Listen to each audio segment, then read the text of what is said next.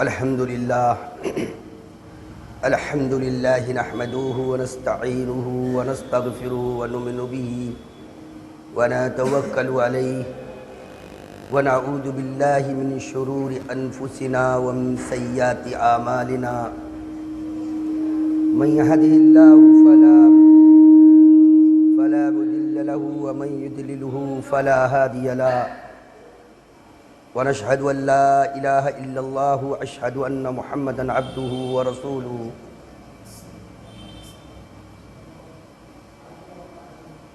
قال الله تعالى في القرآن المجيد بل الفرقان الحميد أعوذ بالله من الشيطان الرجيم بسم الله الرحمن الرحيم الله الذي خلقكم ثم رزقكم ثم يميتكم ثم يحييكم هل من شركائكم من يفعل من ذلكم من شيء سبحانه وتعالى عما يشركون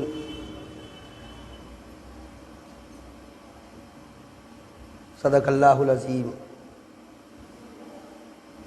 یہ سورہ روم کی آیات ہیں جس میں اللہ جل جلالہ عما نوالہ نے شرک کی مذمت کے لیے اور اپنے اللہ ہونے کی جو گواہی دی ہے، یہ بنیادی چیز جس کے بارے میں امت مسلمہ آج ایسے دہانے پر جا کے کھڑی ہو گئی کہ غیر اللہ کا تصور بھی ذہنوں سے نکل چکا، اور مقصد صرف اتنا سا، جو مقصد اہم تھا اس کو چھوڑ کر چند فرقوں میں یا چند جماعتوں میں بٹ جانا اور جناب محمد رسول اللہ صلی اللہ علیہ وسلم کی شریعت کو بھول جانا، اور دلائل کے بعد حق سامنے آنے کے بعد بڑی آسانی سے یہ کہہ دینا کہ ہمارے امام کے نزدیک نہیں، ہمارے مسلک میں نہیں، ہماری جماعت میں نہیں۔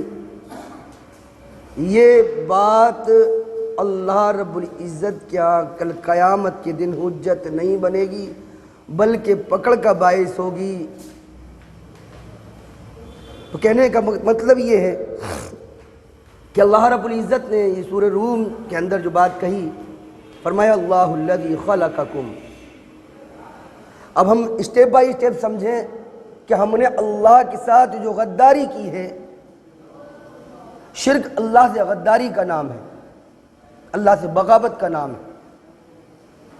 تو اللہ تعالیٰ نے یاد دہانی کرائی اور ان لوگوں کو چیتایا کہ دیکھو تم یہاں وہاں اپنے رب، اپنے خدا، اپنے معبود، اپنے الہ کو ڈھونڈتے ہو، جبکہ تمہارا الہ، تمہارا اللہ وہ ہے جس نے تمہیں پیدا کیا، اللہ الذی خلقکم۔ پھر فرمایا ثم رزقکم، پھر تمہاری روزی کا انتظام کیا، روزی کا سامان تمہارے لیے۔ پھر قرآن کریم میں اس کی وضاحت کی اللہ نے بہت طویل جو ہے دلائل رکھے کہ اللہ نے آسمان سے بھیں برسایا، پھر زمین میں سبزہ اگایا، تمہارے لیے تمام چیزیں پیدا کی، پھل پیدا کیے، اناج پیدا کیے اور سبزیاں پیدا کی، دیگر جتنی بھی کھانے کی اشیاء ہیں سب کا تذکرہ قرآن کریم نے بڑی وضاحت سے فرمایا۔ لیکن اللہ نے یہاں ایک مطلق لفظ استعمال کیا اور فرمایا اللہ الذی خلقکم، تمہارا اللہ وہ ہے جس نے تمہیں پیدا کیا۔ اور پیدائش کے بارے میں اللہ نے ہمیں بتایا کہ ہماری حیثیت کیا تھی۔ الم یکن نطفۃ من منی یمنی، اے انسان تو منی کا قطرہ نہیں تھا جو رحم میں ڈالی جاتی ہے۔ کتنے ہی نطفے، آج میڈیکل سائنس نے پروو کیا کہ بہت سے جو جرم جو بچوں کی شکل میں، یعنی ہندی میں شکرانو کہتے ہیں، وہ گربھاشے کی طرف سے ماں کے بطن کی طرف، ماں کے رحم کی طرف دوڑتے ہیں، لیکن اللہ جسے چن لیتا اس کی سپیڈ کو تیز، سب سے پہلے وہ داخل، باقی سب رد بہار۔ سوچنے کی بات یہ کہ اللہ نے ہمیں کس انداز میں ہماری تخلیق فرمائی، ہمیں اپنی خلقیت پر غور کرنا چاہیے اور اس معبود کو ہم پہچانے جس کی سب سے پہلی ڈیمانڈ ہے کہ تو اے آدم کی اولاد مجھ سے اس حال میں مل کہ تو نے میرا شریک نہ ٹھہرایا ہو. کیونکہ اللہ دنیا کا نظام بھی ہے. ابھی پاکستان کا ایجنٹ پکڑا جائے, ابھی کوریا کا ایجنٹ پکڑا جائے, ابھی برما کا ایجنٹ پکڑا جائے, نہیں گناہگار نہیں ہے, غدار ہے. ایک آدمی نے مرڈر کیا, چاہے عدالت اسے سزا دے معاف بھی کر سکتی, راشٹرپتی قانون ہے, راشٹرپتی اسے معاف, لیکن غدار کو معاف نہیں کیا جاتا. میرے اللہ کا قاعدہ بھی یہی ہے. اس لیے اللہ نے بات کہی کہ ان اللہ لا یغفر ان یشرک بہ ویغفر ما دون ذلک لمن یشاء ومن یشرک باللہ فقد افترى اثما عظیما. جڑ کاٹ دی اللہ. تم کہتے ہو کہ اللہ چاہے گا, تم نہیں چاہے گا. اللہ نے جو چاہا وہ اس کے اندر نازل فرما دیا کہ ہم یہ چاہے. اللہ کہہ رہا وعد اللہ الحق, اللہ کا وعدہ سچا ہے. ایسا نہیں کہ اللہ قرآن کریم یہ اس کی مشیت کی بات ہے, لیکن سب یہ بات ہے مومنوں کے ساتھ. جتنی بھی رخصتیں ہیں, جتنی بھی عطائیں ہیں, جتنی بھی جو ہے اللہ کی طرف سے رحمتیں ہیں, وہ سب مومنوں کے لیے. مشرکوں کے لیے اللہ نے کچھ نہیں رکھا. مشرک کے لیے کوئی چیز نہیں. اللہ نے کہا ان اللہ لا یغفر ان یشرک بہ ویغفر ما دون ذلک لمن یشاء. اللہ تعالیٰ شرک کے علاوہ جتنے گناہوں کو چاہے گا معاف کر دے گا, لیکن شرک کو معاف نہیں کرے گا. لیکن دشمنان اسلام کیا سمجھتے ہیں؟ خاموش بیٹھے رہے. کیا وہ جانتے نہیں تھے کہ ان کی بنیاد کیا ہے, ان کا فاؤنڈیشن کیا ہے, ان کا بیس کیا ہے؟ اس بیس کو کمزور کرو, عمارت اپنے آپ ڈھہ جائے گی, اسلام اپنے آپ گر جائے گا. اس کی عمارت میں ڈاکہ ڈالو, اس پیڑ کی جڑیں کھوکھلی کر دو تاکہ پھل آنا تو دور کی بات, یہ اپنے وجود کی لڑنے لگے. اور آج یہی حال ہمارا بن چکا. نام نہاد کے مسلمان بہت ہیں, لیکن مسلمان کی معنی مسلمان نہیں جانتا. مسلمان کے معنی ہی فرما بردار کے ہیں, اپنے رب کا فرما بردار. اور مسلم کی حیثیت بھی یہی ہے. اور اللہ نے ڈیمانڈ بھی کہ وَلَا تَمُوتُنَّ إِلَّا وَأَنْتُمْ مُسْلِمُونَ. اور جب تمہیں موت آئے تو تم اس حال میں کہ مسلمان ہو. لیکن ہم مسلمان بننے کو تیار نہیں. ہم پہلے حنفی ہیں, ہم پہلے شافعی ہیں, ہم پہلے حنبلی ہیں, ہم پہلے مالکی ہیں, ہم پہلے رضا خانی ہیں, ہم پہلے دیوبندی ہیں, ہم نقش بندی ہیں, ہم کثر بندی. کون سی بندیاں؟ سب بندیاں. ارے کچھ کھول دو بھائی, سب بندی. مسلمان ہونے میں کیا پریشانی ہے؟ فلاح تو مومن پائے قد افلاح المومنون. فلاح تو مومنوں کے لیے ہے, کامیابی تو مومنوں کے لیے ہے. دنیا میں بھی سرخروئی اور کامیابی اور بلندی, اور آخرت میں بھی اللہ نے بڑے عظیم سے جو ہے تیار کر رکھا مومنوں کے لیے. لیکن اللہ سے ہمیں جب ملاقات ہو تو اس حال میں کہ شرک کی دلدل میں, شرک کی لعنت میں مبتلا نہ ہو. شرک کو اللہ نے فرمایا مشرکون نجس, مشرک نجس ہے, ناپاک. اور اللہ کی قسم ایسی ناپاکی جنت میں نہیں جائے گی. اللہ پاک اللہ کی جنت پاک, اور مشرک ناپاک مشرک جنت میں نہیں جائے گا. یہ تو ڈھیلے بہانے ہیں, یہ ان لوگوں کی کچھ تمنائیں, کچھ آرزویں, جیسا کہ اس قرآن نے بیان کیا کہ ان کی کچھ تمنائیں. کہ ہمارے یہودی کہا کرتے تھے ہمارے سوا تو کوئی جنت, اگر ہم چلے بھی گئے تو 40 دن جو ہم نے بچڑا پوجا تھا, سمجھ رہے نہیں سمجھ رہے, اور پورا واقعہ بیان نہیں کر سکتا, اتنا وقت نہیں ہے, لیکن اہل علم بیٹھے ہوئے ہیں. وہ 40 دن جب ہم نے بچڑا, اگر ہم اس وجہ سے گئے بھی تو جنت میں اس کے بعد تو پھر ہمیں ہی جانا ہے, ہمارے علاوہ تو کوئی جنت میں جائے گا ہی نہیں. ابلیس نے دھوکہ مسلمانوں میں بھی یہ ڈالا کہ تم تو امت محمدیہ ہو, تم تو سرداران امت ہو, تمہاری تو مقامات بہت ہیں. ابھی بات ہوئی, ایک صاحب نے کہا ہم تو سید ہیں, ہم تو نماز بھی نہ پڑھیں تو کوئی دقت نہیں, ہم تو خاندانی سید ہیں, یہ تمام چیزیں ہمارے لیے نہیں تو آپ لوگ کرو. انا للہ و انا الیہ راجعون. اللہ کی قسم روئے زمین پر جناب محمد رسول اللہ صلی اللہ علیہ وسلم سے بڑا کوئی سید نہ پیدا ہوا ہے نہ ہوگا. اللہ کے آخری رسول صلی اللہ علیہ وسلم کی جو ہے حیات طیبہ تو آخری, آپ 2 کاندھوں کے سہارے, پیر زمین پر پڑتے نہ تھے. صحیح بخاری میں جو وضاحت کی گئی, پیروں کو گھسیٹتے ہوئے مسجد میں داخل ہوئے اور نماز کو ادا کی. اور یہ سید کم وقت, یہ سید نہیں ہو سکتا, یہ سردار ہو سکتا ہے ابلیس کا سید, جو محمد کا سید نہیں ہو سکتا صلی اللہ علیہ وسلم. نہیں ہو سکتا۔ ایسے طریقوں سے آپ کو گمراہ کیا جائے گا اور صحیح کتاب و سنت سے دور کیا گیا۔ قرآن تم نہیں سمجھ سکتے۔ آپ نے سنا ہوگا قرآن لوگوں کی سمجھنے کی بات نہیں، یہ تو علماء کا کام ہے اور امت بھی سمجھ ہم سے کیا لینا دینا بھائی، بڑی اچھی کتاب ہے، اللہ کی کتاب، تو یہ اللہ کے برابر کے ہیں جو لوگ۔ آپ غور کریں کہ اتنی خوبصورت آج امت کے ہاتھ میں نہ تو قرآن ہے اور پڑھے گی بھی تو بغیر سوچے سمجھے، کچھ نہیں پلے پڑتا۔ میں نے بھی آیت پڑھی، آیت ہزاروں بار مسلمان پڑھ کے نکل گیا لیکن کبھی ہدایت نصیب نہیں ہوئی۔ اچھا مولوی کہتا ہے، ایک مفتی صاحب سے بات ہوئی، سرداران مفتی جھانسی کے مفتیوں کے بھی یوں کہا جائے کہ ابو الاعلیٰ مفتیوں میں، کہنے لگے صاحب قرآن ہر آدمی نہیں سمجھ سکتا۔ میں نے کہا اللہ نے ظلم کر دیا، اللہ کتاب کا ایسی کتاب نازل کر دی جو لوگوں کی سمجھ میں نہ آئے۔ اور پھر سوال، یہ آپ کے کہنے کا مقصد یہ ہے کہ ایک KG کے بچے کو ہائی اسکول کا سلیبس دے دیا گیا جو اس کی سمجھ میں نہیں آئے گا اور سوال جو ہے اور اللہ کہے گا کیا پھیل، ظلم ہے۔ اللہ نے ہمارے مطابق، ہمارے انداز میں، ہماری زبان میں، تاکہ وہ الفاظ، اللہ کا ہاتھ تو نہیں ہے، اللہ بھائی بتائیں، اللہ کا کوئی ہاتھ ہے تصور، لیکن اللہ نے ہاتھ تمہارے سمجھانے کے لیے۔ اللہ کا دیکھنا ہمیں نہیں معلوم کس انداز کیا ہے، وہ کس طرح کا سمیع ہے، کیسے سن سکتا، ہم کان تصور نہیں کر سکتے اس کا، وہ تو ہم اس کے وجود میں غور نہیں کر سکتے، ہمیں حکم نہیں۔ تو قرآن کریم نے بیان کیا، وَلَقَدْ يَسَّرْنَا الْقُرْآنَ لِلذِّكْرِ فَهَلْ مِن مُدَّكِرٍ، ہم نے اس قرآن کو نصیحت کے لیے آسان کیا، تم میں سے کوئی ہے جو سوچے سمجھے؟ سوال کر رہا اللہ۔ اور یہ مولوی کہتا ہے 14 علوم چاہیے، میں نے کہا پھر هُدًى لِلنَّاسِ وَبَيِّنَاتٍ مِنَ الْهُدَىٰ وَالْفُرْقَانِ کہاں رہا قرآن؟ سب سے پہلے قرآن سے ہٹایا گیا۔ اب چاہے جیسے رسم و رواج پہ، کیونکہ وَإِلَى الظُّلُمَاتِ إِلَى النُّورِ، یہ اندھیرے میں بھٹکنے والوں کو روشنی کی طرف لانے والی ٹور چھین لی اور اندھیرے میں چھوڑ دیا۔ گڈھے میں گرتا ہے جا گر جا، پہاڑ سے ٹکراتا ہے جا ٹکرا جا، مجھے کوئی لیکن چلا میرے پیچھے، ہم بھی ڈوبیں گے تمہیں بھی لے، خود بھی ڈوبے ہیں سلام، تمہیں بھی لے ڈوبیں گے۔ ایک پروپگنڈا کیا گیا امت کے اندر کہ قرآن کوئی عام آدمی نہیں سمجھ سکتا، یہ قرآن چرواہوں کی سمجھ میں آیا، یہ قرآن آج راکٹ بنانے والوں کی سمجھ میں آتا، یہ قرآن آج ہوائی جہاز اڑانے والوں کی سمجھ میں آتا، یہ قرآن یہودی کی سمجھ میں آئے، نصرانی کی سمجھ میں آئے، ہندو کی سمجھ میں آئے، لیکن جو باپ دادا سے مسلمان ہو اس کی سمجھ میں نہ آئے۔ سب سے بڑا جھوٹ ہے دنیا کے اندر۔ اللہ نے ہدایت کی کتاب قرآن کو بنایا۔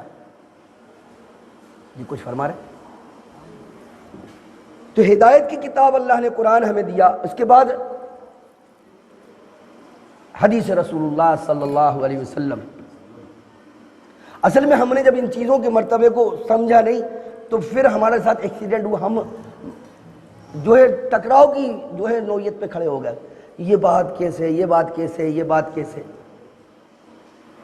پھر پوزیشن یہ آئی کہ حدیث، آج امت کا بڑا طبقہ حدیث کی جلد کا رنگ نہیں جانتا، پڑھنا دور کی بات۔ بخاری کا رنگ، جلد کا رنگ کیسا، بخاری تم نہیں سمجھ سکتے، یہ علماء کا کام ہے۔ ایک مولوی صاحب سے بات ہوئی، کہا کچھ کہہ رہے تھے، ایک مولوی صاحب سے بات ہوئی، کہا ہم دارالعلوم دیوبند میں 12 سال پڑھے، فضیلت کا کورس کیا، 8 سال کے بعد ہمیں بخاری پڑھائی گئی اور آپ جو ہے بخاری ڈائریکٹ ہی سمجھ لیتے۔ میں نے کہا 8 سال تک آپ کے اندر فقہ ٹھوک ٹھوک کے بھری گئی، 9 سال میں بخاری آپ کے سمجھ میں نہیں آئی۔ تمہیں فقہ پڑھائی گئی 8 سال تک، تمہیں قدوری پڑھائی گئی، تمہیں شامی پڑھائی گئی، تمہیں فتاوی عالمگیری پڑھائی گئی، تمہیں ہدایہ پڑھائی گئی، تمہیں در مختار پڑھائی گئی، در منصور پڑھائی گئی، تمہیں حدیثوں کی کتاب، تمہیں مشکات پڑھائی جاتی، تمہیں ترمذی، سنن ابو داؤد، ابن ماجہ، 76 نہیں پڑھائی گئی، نہیں پڑھائی گئی۔ اب یہ حدیث کے اصول حدیث پڑھا ہے تم نے، اصول حدیث پڑھ کے آئے ہو۔ امت سمجھتی کہ اتنا بڑا عالم، اللہ کی قسم لرزتے ہوئے کانپتے ہوئے دیکھے گئے جب بات ہوئی کہ صحیح بخاری کی بات لاؤ دلیل نہیں۔ ہمارے امام صاحب یوں فرماتے، امام ابو یوسف یوں فرماتے، امام محمد یہ فرماتے، اللہ اس کا رسول کیا فرماتا ہے اس سے مطلب نہیں۔ اللہ نے ہمیں اس کا مقید نہیں بنایا، اس کا مکلف نہیں بنایا کہ ہم کسی کی بات مانیں یا نہ مانیں۔ اللہ نے ہم مکلف اس بات کا بنایا، یا ایھا الناس یا ایھا الذین آمنوا، اے ایمان والو، اطیعوا اللہ، حکم مانو اللہ کا، واطیعوا الرسول، اور حکم مانو رسول کا صلی اللہ علیہ وسلم۔ ہمیں یہ نہیں بنایا کہ تم بھلا کی بات، ان کے مد مقابل جو بھی آئے گا، چاہے جتنا خوبصورت لگے، چاہے جتنی بڑی شخصیت ہو، لیکن ہمیں تقلیدی شرک نہیں کرنا۔ اللہ رب العزت نے ہمیں اس کا حکم نہیں دیا کہ تم لوگوں کی بات مانو، کیونکہ اگر اللہ کی قسم، اگر اللہ ہمیں اجازت نہ دیتا، حکم نہ دیتا کہ تم رسول اللہ کی بھی اتباع کرو، تو ہم اتباع نہیں کرتے اور ہم پہ لازم نہیں ہوتا، اگر ہم اتباع کرتے تو گمراہ ہو جاتے۔ لیکن اللہ نے ہمیں حکم دیا، دراصل محمد کا جو ہے حکم صلی اللہ علیہ وسلم وہ اللہ ہی کا حکم ہے۔ اتباع رسول حقیقت میں اتباع اللہ کی بھی اتباع ہے، اتباع اللہ کی اتباع ہے۔ لیکن بڑی خوبصورتی سے ہمیں قرآن اور سنت سے دور کیا گیا۔ تو میں آپ کے سامنے جو سورہ روم کی آیات پڑھی تھی میں نے کہ اللہ الذی خلقکم، جس نے تمہیں پیدا کیا، تو اس خالق کو پہچانو، کائنات میں غور فکر کرو کہ تمام دنیا کو جو سجایا وہ صرف ہمارے لیے۔ اللہ الذی خلقکم ثم رزقکم، پھر تمہاری روزی کا انتظام کیا۔ اب تم نے اپنا رب اگر مانا ہوتا تو تم جو ہے خواجہ صاحب کی درگاہ پہ جو ہے دیکھ بولنے نہیں جاتے، بچوں کو جو غیر اللہ کے حوالے کر دیا۔ اللہ تعالیٰ نے کہا اللہ جسے چاہتا ہے اولاد دیتا، جسے چاہتا لڑکے ہی لڑکے دیتا، جسے چاہتا لڑکی لڑکی دیتا، جسے چاہتا دونوں دیتا، اور جسے چاہتا بانجھ رکھتا۔ یہ اللہ کی قدرت کی بات۔ لیکن تم نے اللہ کا شریک جو ٹھہر، آج دنیا کے اندر تمہارے اعمال کی بنیاد پر تمہارے فیصلے ہو رہے، اور ہم کہتے ہیں مسلمان۔ تو نہ ہم نے اپنے خالق کو پہچانا، نہ اپنے مالک کو پہچانا، نہ اپنے پیدا کرنے والے کو پہچانا، بس چلے جا رہے ہیں۔ ہاں تو باپ دادا سے مسلمان، اسلام کیا ہوتا ہم نہیں جانتے، قرآن کیا ہوتا ہم نہیں جانتے۔ تو اللہ تعالیٰ فرماتا اللہ الذی خلقکم ثم رزقکم ثم یمیتکم۔ اچھا یہ موت کا کام، موت کیا ہے؟ اللہ نے اسٹیپ بائی اسٹیپ گرایا ہمیں۔ اللہ الذی خلقکم، تمہارا اللہ وہ ہے جس نے تمہیں پیدا کیا، ثم رزقکم، پھر تمہارے لیے روزی کا انتظام کیا، ثم یمیتکم، پھر تمہیں موت دے دے گا، ثم یحییکم، پھر تمہیں جلا اٹھائے گا۔ یہ ہے وہ بنیادی مسئلہ جس پر ایک بڑا طبقہ منکر ہے۔ یوم آخرت کا ایک بڑا طبقہ، کس نے دیکھا مرنے کے بعد کیا ہوگا؟ یہ کفر ہے، کفر ہے، کفر ہے۔ کس نے دیکھا؟ ہمیں یقین، جس طرح سے ہمیں یقین ہے اپنی آنکھوں پہ دیکھو، پہ کانوں کی سنو، اس سے کہیں زیادہ یقین جناب محمد رسول اللہ صلی اللہ علیہ وسلم کی خبر اور اللہ کی خبر کے ذریعے سے جو ہمیں خبر پہنچی اس پر ہونا چاہیے۔ اسی کا نام ایمان ہے، ایمان بالآخرہ، آخرت پر ایمان۔ اور اگر اس میں بھی کہیں کجی اور کوتاہی ہے، کہیں کسی حصے میں ہے، تو آپ سمجھ لو کہ جنت میں نہیں جا سکتے۔ اللہ نے ایمان والوں کے ساتھ جنت کا وعدہ کیا۔ تو اللہ نے فرمایا کہ اب اللہ اپنی پہچان کے، تم پہچانو اللہ کو، اس کی کاریگری کیا ہے، اس کی قدرت کے نمونے کو دیکھو۔ بنیادی چیز جو تم سے جڑی تھی، اللہ نے اور جگہ کائنات کے بارے میں بتلایا، پہاڑوں کے بارے میں کہ ہم نے زمین کو بچھولا بنایا، آسمان کو تمہارے لیے چھت بنایا، پہاڑوں کو ان پر ٹھہرا دیے تاکہ زمین تمہیں لے کر ہل نہ جائے، پہاڑوں کی میکھی ٹھوک دی، سب اللہ نے تمہارے لیے کیا۔ لیکن تم نے اپنے رب کو نہیں پہچانا اور تم در در بھٹکتے رہے، کبھی کسی شاہ کے دربار میں، کبھی خواجہ صاحب کے دربار میں، بڑے پیر کے دربار میں، کبھی کسی قبر پر، کبھی کسی طاق میں، کبھی بالکل غیروں کی۔ یہ اصل میں یہ کیا ہے؟ یہاں جو ہے وہ بیٹھا ہوا ہے، یہاں جو کیڑا بدلتے بدلتے یہاں تک پہنچ گئے لیکن وہ نکلا نہیں۔ منگل کے دن بجرنگ بلی کی پوجا، جمعرات کے دن سید ولی کی کا، دونوں بھائی۔ اب آپ کمپیئر کرو تو آپ کے معبود اور ان کے معبودوں میں کوئی زیادہ فرق نہیں ہے۔ وہاں کیسریا پوتا ہے تاک، تو تمہارے تاک ہرا پوتا ہے۔ وہاں بھی ایک پردہ کیسری رنگ کا، تمہارے ہرا ہے۔ انہوں نے منگل کی پوجا شروع کی، تم نے جمعرات کی پوجا شروع کر دی۔ یہ کھلن کھلا یہی باتیں بری لگتی ہیں، غیر مقلد، غیر مقلد، او غیر مقلد، یہ بھوت اب چلے گا نہیں۔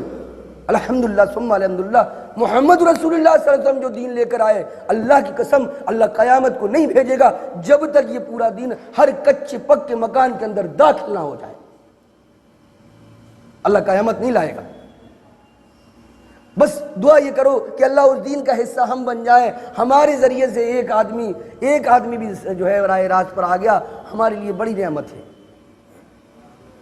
اللہ کے رسول صلی اللہ علیہ وسلم نے ارشاد فرمایا کہ اے علی، تمہارے کہنے سننے سے اگر ایک آدمی بھی راہ راست پر آگے، سرخ اونٹوں سے زیادہ بہتر ہے تمہارے لیے، بڑی قیمتی سرخ اونٹ ہوا کرتے تھے اس زمانے میں۔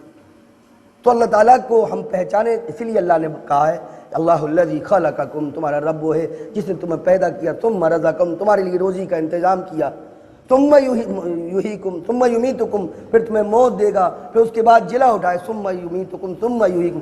اب یہ ہے کڑوی گولی، هل من شرکائکم من یفعل من ذلکم من شیء سبحانہ وتعالی عما یشرکون۔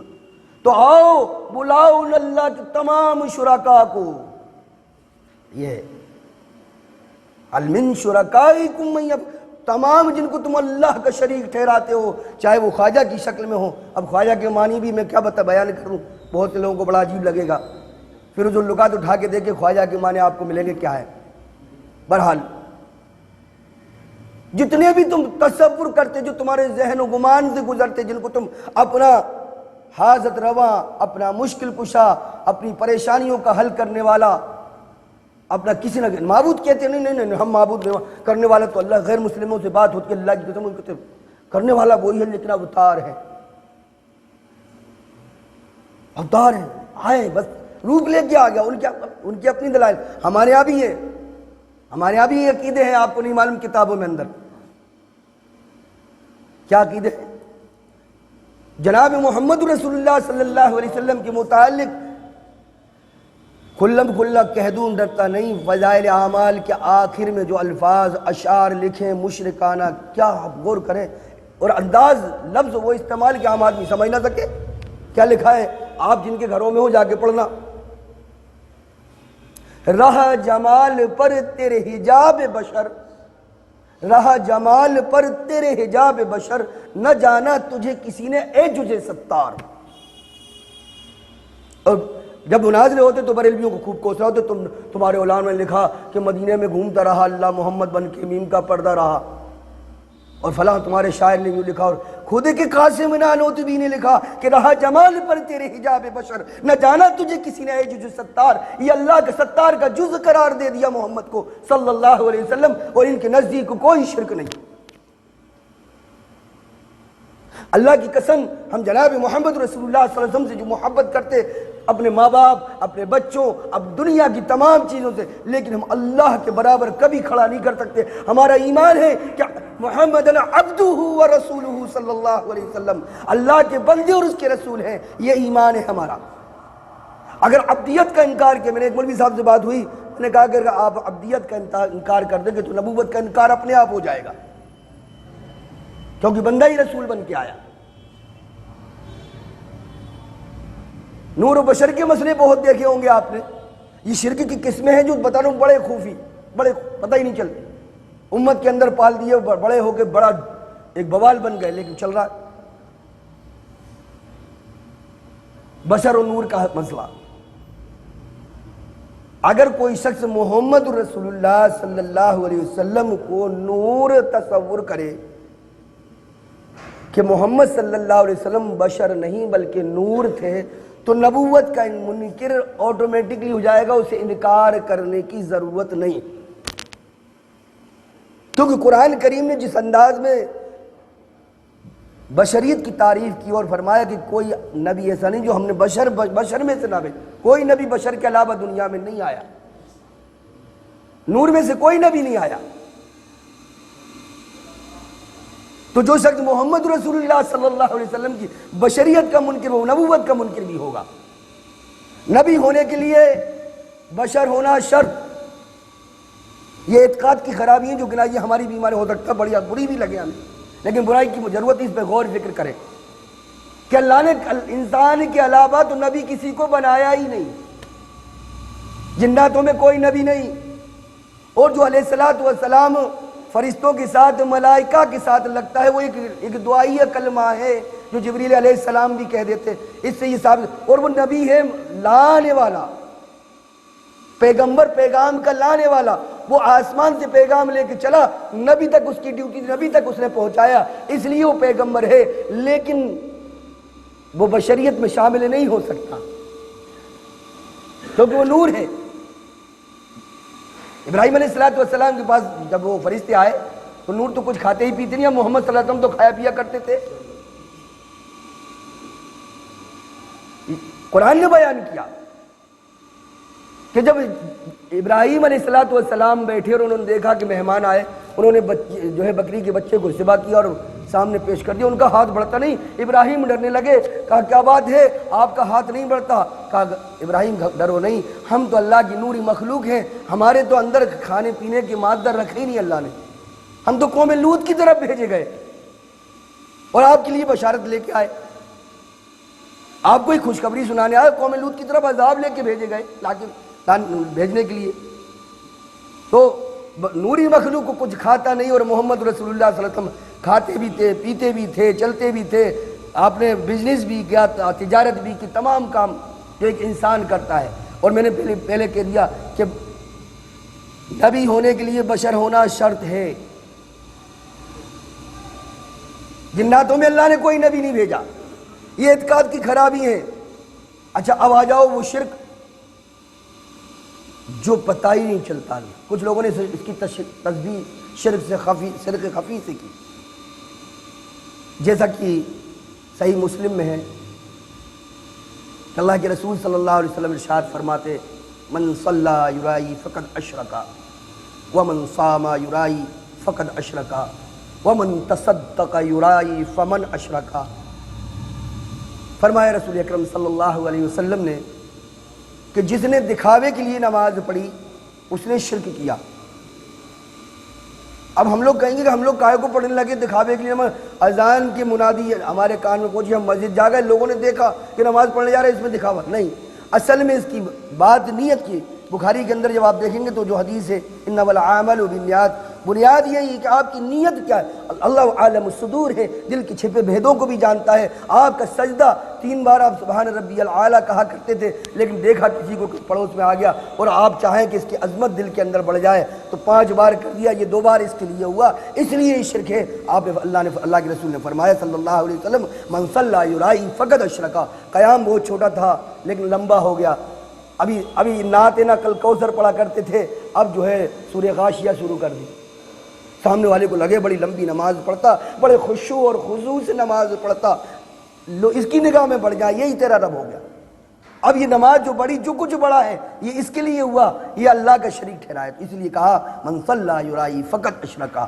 پھر فرمایا ومن صام یرائی فقد اشرکا، اور جس نے دکھاوے لکی روزہ رکھا اس نے بھی شرک کیا۔ اب دکھاوا کیا؟ اصل میں دکھاوا تو رمضان المبارک کے روزے رکھیں گے، سب جانتے سحری میں اٹھے نماز کے لیے تو روزے سے، لیکن وہ جو نوافل کے روزے، بڑی گرمی ہے، ہمیں تو نماز جمعرات کا بھی روزہ رکھتا ہوں اور سوموار کا بھی روزہ رکھتا ہوں، ہے ثابت ہے، لیکن کسی کی رضامندی کے لیے، کسی کو راضی کرنے کے لیے، کسی کے سامنے اپنا تقرب، اپنا بڑا پن، اپنی بزرگی بیان کرنا، یہ بیماری شرک ہے، دکھاوا، ریاکاری۔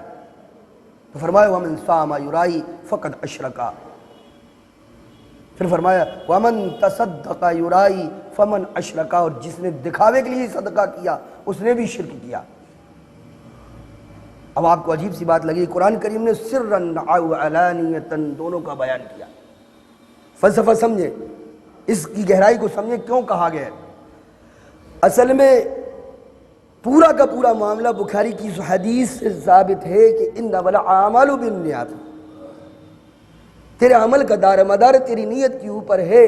جب صدقہ تو نے دکھا کے کیا، تیری نیت تھی کہ لوگوں کے اندر ایک جذبہ پیدا ہو، جیسے کہ زکوٰۃ کا مال اکٹھا ہو رہا ہے، اب لوگوں کے اندر جو ہے ایک رغبت دلانے کے لیے بھائی ہمارے بھی لکھ لو، اور اللہ جاننے والا ہے دل کے حالوں کو، کہ نیت یہ تھی لوگ یہ نہ کہیں کہ بڑا سخی، بڑا مالدار، بڑا جو ہے خیرات کرنے والا، اس کی سخاوت تو مشہور ہے شہر میں،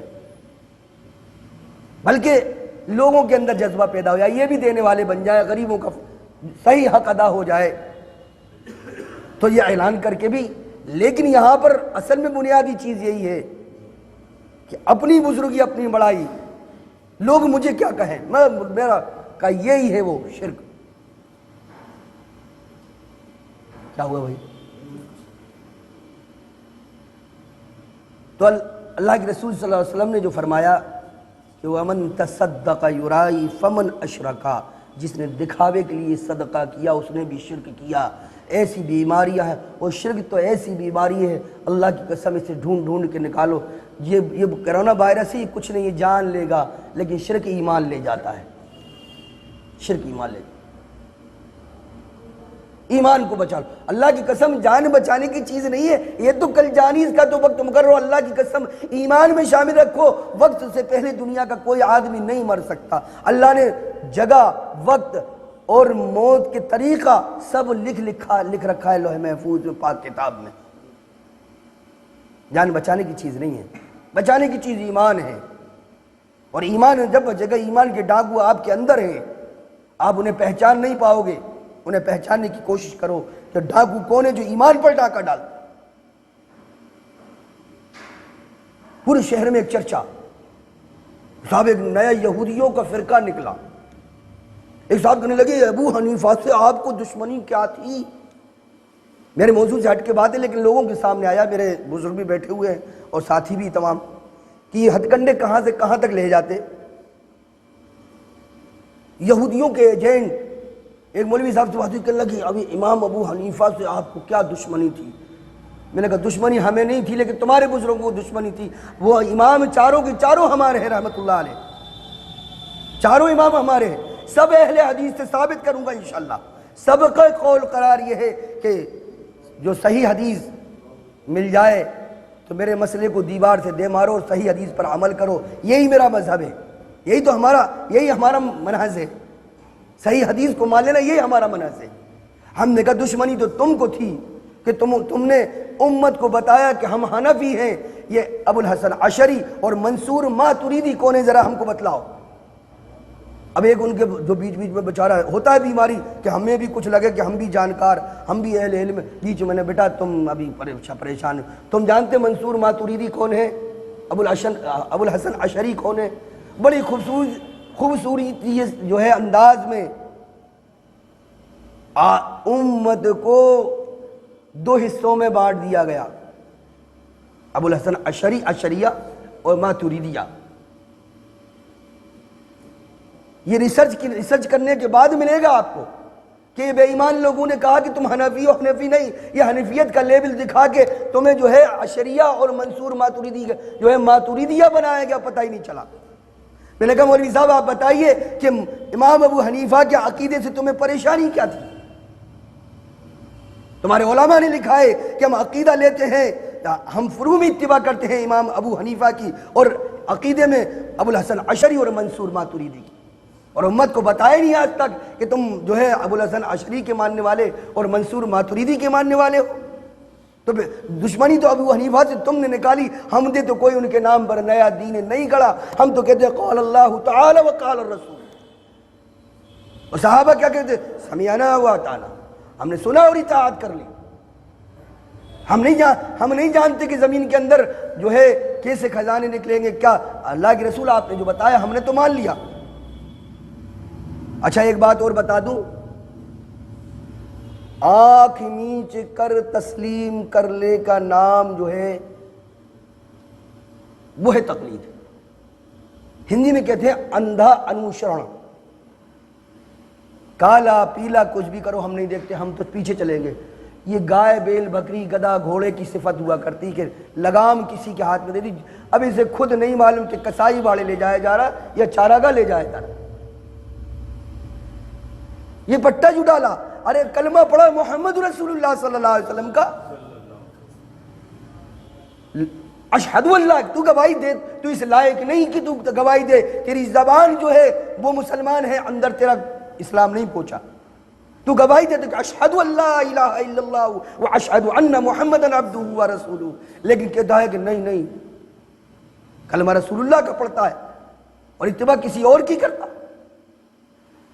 روئے زمین پر صرف ایک ایسی شخصیت ہے جس کے بارے میں بغیر چونچرا جس کا قول آ جائے سامنے عقل میں بات آئے چاہے نہ، وہ محمد رسول اللہ صلی اللہ علیہ وسلم کی ہستی صاحب واحد اکیلی، اور کوئی ہستی نہیں، سب کی بات چیک ہوگی، سب پر کلام ہوا۔ نہیں آئی سمجھ میں بات؟ عجیب سی لگ رہی ہوگی نا؟ ارے صاحب دیکھو نئی نئی بات یار، اتنے بڑے بڑے بزرگ، اتنی بڑی بڑی پگڑی والے، اتنے لمبے لمبے کرتے والے، ادھر تک وہ تو 5,000 آدمی ان کے پیچھے چلا کرتے تھے۔ ہمارے لیے حجت نہیں، یہ ایمان میں شامل کرو، ایمان میں حجت محمد رسول اللہ صلی اللہ علیہ وسلم کی ذات اقدس ہے۔ اور اللہ کی قسم کل قیامت کے بارے میں کسی بزرگ کے بارے میں آپ سے کوئی سوال اللہ نہیں کرے گا، کوئی سوال نہیں کرے گا۔ بتائیں کہیں قرآن و حدیث میں کوئی بتائے، چلو چیلنج ہے، کوئی سوال نہیں کرے گا کہ فلاں بزرگ نے کیا لکھا، فلاں بزرگ نے کیا کہا، فلاں بزرگ۔ اور اچھا عجیب عجیب بیماری، یہ عقیدے کی جو خرابی ہیں ایسی پھیلائی گئی۔ ابھی آپ نے سنا ہوگا کہ اللہ کے رسول صلی اللہ علیہ وسلم کے صدقے طفیل میں آدم کی بخشش ہوئی۔ یہ فضائل اعمال نے جو عقیدہ پھیلایا اور کتنا پھیلا، ہر مولوی بس دعا جب تک ان کی پوری ہوتی نہیں کہ محمد صلی اللہ علیہ وسلم کے صدقے طفیل میں ہماری مغفرت فرما دے، جب تک دعا ان کا عقیدہ ہے قبول نہیں ہوگی۔ اللہ محتاج ہو گیا اس کے وسیلے کا، معاذ اللہ ثم معاذ اللہ۔ ایک مولوی صاحب قرآن کی ایک آیت لے کے آئے اور کہا کہ قرآن نے فرمایا ببتغوا وسیلہ۔ اچھا اس کی تشریح کس نے کی؟ کہ اللہ کے رسول صلی اللہ علیہ وسلم بھی آیت کریمہ نازل ہوئی تو وسیلہ ثابت ہوا اس سے۔ مولوی صاحب بے ایمانی کیوں کر رہے ہیں؟ پوری روایت کو بیان کرو کہ جب صحابہ رضی اللہ تعالیٰ عنہ تک یہ آیت کریمہ پہنچی تو حضور سے مفہوم پوچھا کہ اللہ کے رسول ہم وسیلہ تلاش کیسے کریں؟ وسیلے کا معنی جانتے؟ آپ ایک جو ہے سامنے والے کے جو جس کو آپ جیسے کہ دروگا کے پاس ایک لے کے گیا آپ اپنا پاور، ڈی ایم سے فون کروا دیا، کبھی نیتا جی کا فون۔ اچھا ایک تو تھا ڈراؤنا پریشرائز کر کے، تو اللہ شان والا ہے کہ اسے پریشرائز نہیں کہ دباؤ نہیں ڈالا جا سکتا اللہ پر۔ اچھا ایک رشوت دے کے، تو وہ بھی اللہ اس سے پاک ہے۔ اور تیسرا کسی کے نام کو آگے رکھ کے کہ صاحب دیکھو ہم ان کے والے ہیں، خبردار کارڈ ہے ہمارے پاس، ہم سنسد کے جو ہے فلاں ایک جگہ ہم جانا ہوا ایس پی صاحب کے تو وہاں آیا، اس نے کہا کہ ان کو کارڈ دینا، ان سے کہنا کہ ہم ہندو یووا واہنی سے ہیں، یوگی جی کی پارٹی۔ ایس پی باہر نکل کے آ گیا، ادھیکش جھانسی کی ایس پی باہر نکل کے آ گیا، آنکھ سے دیکھا۔ تو اللہ ایسا پریشرائز بھی، کل تک اس کی کوئی ویلیو، ڈنڈے میں گھلتے پولیس، دو چھوٹا تھا پولیس والے کا، آج پاور میں۔ تو اللہ کی کرسی ایسی نہیں کہ اسے کوئی ہلا دے، قیوم ہے، قائم رہنے والا۔ ان مسئلوں کو سمجھو، یہ ہماری رگ و ریشے کے اندر گھول دیا۔ اللہ کی قسم شرک تو بہت دور کی بات ہے، جب تک ایک بدعت ہوگی، بدعت کو لے کر جنت میں نہیں جا پائے گا۔ کل بدعت ضلالہ وکل ضلالۃ فی النار، او کما قال علیہ الصلوۃ والسلام۔ پورا ایک لمبا خطبہ ہے، اتنا وقت نہیں ہے، میں نے بات بغیر تمہید کی شروع کر دی۔ تو کہنے کا مقصد یہ ہے کہ یہ وسیلہ آیا کہاں سے؟ اللہ کے رسول صلی اللہ علیہ وسلم نے تو پورا بنی اسرائیل کا ایک واقعہ بیان کر دیا کہ غار میں وہ 3 لوگ تھے، انہوں نے اپنی نیکیوں کو وسیلہ بنایا، تم بھی وسیلہ بنایا کرو۔ ایک مولوی ندوے کی جماعت آئی، اس کے امیر صاحب بڑے عالم، ندوۃ العلماء لکھنؤ، تو ایک صاحب نے جو ہے سوال کر لیا کہ صاحب ہم اللہ کے رسول صلی اللہ علیہ وسلم کے وسیلے سے دعا کر سکتے کہ نہیں کر سکتے؟ اتفاق سے ایک دکاندار کی بات ہو رہی ہے، اتفاق سے پہنچنا ہو گیا، اللہ کی مرضی۔ تو کہنے لگے بالکل کوئی بات نہیں، لگا سکتے۔ میں نے حضرت دلیل، قرآن نے کہا وابتغوا وسیلہ، تو قرآن بغیر مطلب محمد رسول اللہ نے جیسا سمجھا، صحابہ نے ویسا سمجھا، ویسا نہیں سمجھیں گے، آپ اپنے من کے مطابق سمجھیں گے۔ یہ الزام ہم پہ لگاتے کہ تفسیر بالرائے کرتے، جبکہ تم خود سب تفسیر بالرائے کر رہے۔ کس نے لیا یہ مفہوم جو آپ لے رہے؟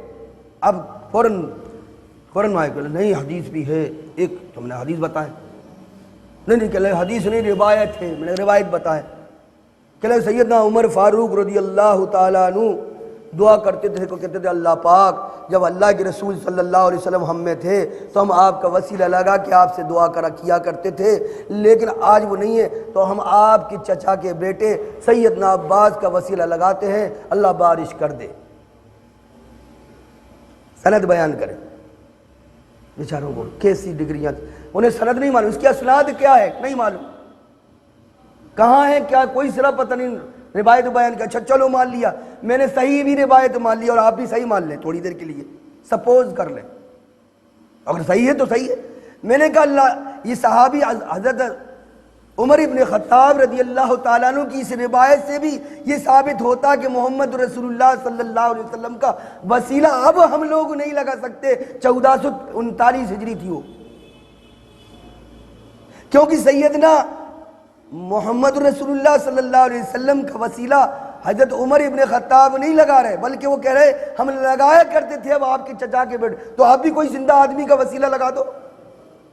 آئی بس سمجھ میں، اگر تمہیں وسیلے کا اتنا بھوت سوار ہے اور تمہاری کھوپڑی پہ نہیں سمجھ میں آتی بات، تو لاؤ زندہ اپنے ابا کا، آپ کے والد زندہ، ان کا لگا دو وسیلہ۔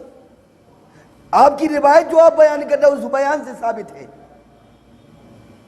اچھا پھر یہ کشف، فلاں بزرگ کو لوگوں کے گناہ دکھتے تھے بہتے ہوئے، یہ اللہ کی ستاری پہ ڈانکا ہے، اللہ کی ستاری پہ ڈانکا۔ اللہ تو کہہ رہا ہم اپنے بندوں کے گناہوں کو، کل صحیح حدیث کے اندر تو اللہ بلائے گا ایک بندے کو، فلاں گناہ کیا، فلاں گناہ کیا، فلاں، ہاں یہ سمجھے گا پھنس گئے، کہا کہ یہ صغیرہ گناہ کی بات چل رہی، کبیرہ گناہ، عقیدہ خراب لے کے جاؤ گے، نہیں لے جائے وہ تو سیدھا جہنم۔ عقیدہ درست ہے، لغزش کوتاہی ہو گئی بحیثیت انسان، کوئی لغزش، کوئی بھول چوک، کوئی گناہ ہو گیا جان بوجھ کے بھی، انجانے میں بھی صغیرہ، اللہ بلائے گا فلاں، یہ سمجھا، کہاں دنیا میں بھی میں نے ستاری کی اور آج آخرت میں بھی تجھ پر ستاری کرتا ہوں، جا جنت میں چلا جا۔ یہ ڈاکہ ہے اصل میں اللہ کی علم میں۔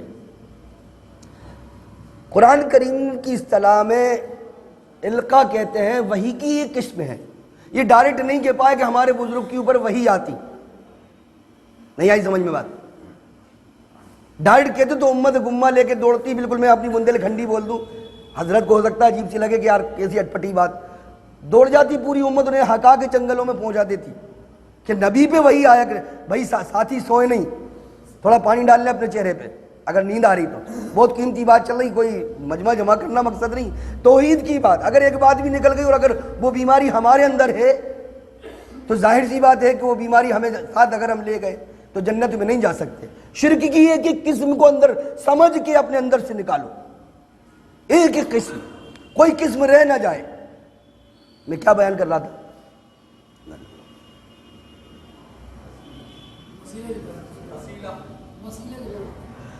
وسیلہ، تو وسیلہ ہاں القاء، اللہم صلی علی محمد وعلی آل محمد کما صلیت علی ابراہیم وعلی آل ابراہیم انک حمید مجید، اللہم بارک علی محمد وعلی آل محمد۔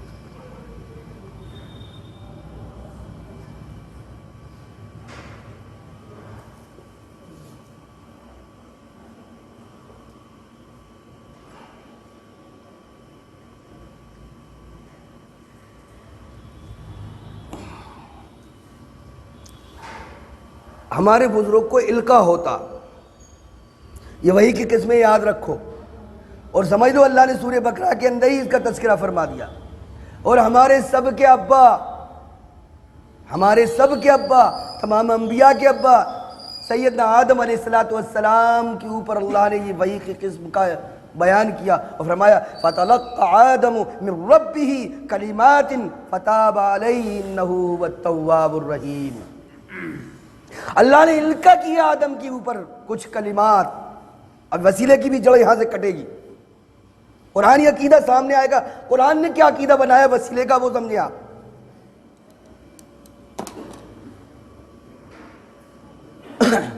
ہم اپنے عقیدے کو جب تک قرآن اور سنت سے میچ نہیں کریں گے کامیاب نہیں ہو سکتے، مومن نہیں ہو سکتے، بھلے ہی لوادہ چاہے جتنا خوبصورت ہو، حج کرے آئے حاجی نوشاد صاحب کہلائیں، بڑی ٹوپی، بڑی داڑھی، رومال ڈلا، کرتا پائجامہ، اللہ کے نزدیک کوئی اس کی جو ہے وقت و قیمت نہیں، جب تک مومن نہیں ہو سکتے۔ جب تک تمہاری نفسانی خواہشات اس دین کے تابع نہ ہو جائے جسے میں لے کر آیا ہوں. اللہ کے رسول صلی اللہ علیہ وسلم کی صحیح حدیث. تمہاری نفسانی خواہشات اس دین کی تابع نہ ہو جائیں جس سے میں لے کے آیا ہوں. وہ دین کیا ہے؟ خود کتاب و سنت دونوں نکال دیے کہ قرآن میں سمجھنے کے لیے 14 علوم. میں نے مولوی صاحب آپ کتنے جانتے ہو؟ اب ایک ایک آیت کے معنی ہوتے. میں نے کہا 6666 آیتوں میں ایک آیت میری 6665 تمہاری. چلو بتاؤ ایک آیت لے کے آؤ. اللہ کی قسم میدان میں نہیں آ سکتے. آج جھانسی کے اندر جھانسی کے جو عالموں کی پوزیشن ہے, میں برائی نہیں کر رہا ہوں نہ اپنی قابلیت بتا, لیکن بات یہ ہے کہ حق کے مقابلے میں دلائل سے بات پیش کی جائے, لیکن دلائل نہیں ہے. تو فرمایا فتلقى آدم من ربه کلمات فتاب علیہ انہ هو التواب الرحیم. اللہ تعالیٰ ارشاد فرماتے ہیں کہ ہم نے آدم کی طرف کچھ کلمات القا کیے جن کے ذریعے سے انہوں نے اللہ سے جو ہے مغفرت طلب چاہی, بخشش چاہی, تو اللہ نے کہا کہ ہم نے انہیں معاف کر دیا. قرآن تو یہ کہتا ہے. اچھا مولوی کی کتاب کہتی ہے کہ حضور کے صدقے تو فعل میں حضور کے وسیلے سے صلی اللہ علیہ وسلم. اب دونوں عقیدوں میں فرق. قرآنی عقیدہ کچھ کہہ رہا اور مولوی صاحب کی کتاب کا عقیدہ کچھ اور. نہیں آئی سمجھ میں بات؟ اچھا اب کوئی سوال کم ظرف یہ کر سکتا تھا کیا وہ کلمات کیا تھے؟ یہی تو تھے. تو اللہ نے کہا کہ نہیں, اللہ نے 8ویں پارے میں جڑ کاٹ دی بالکل سے.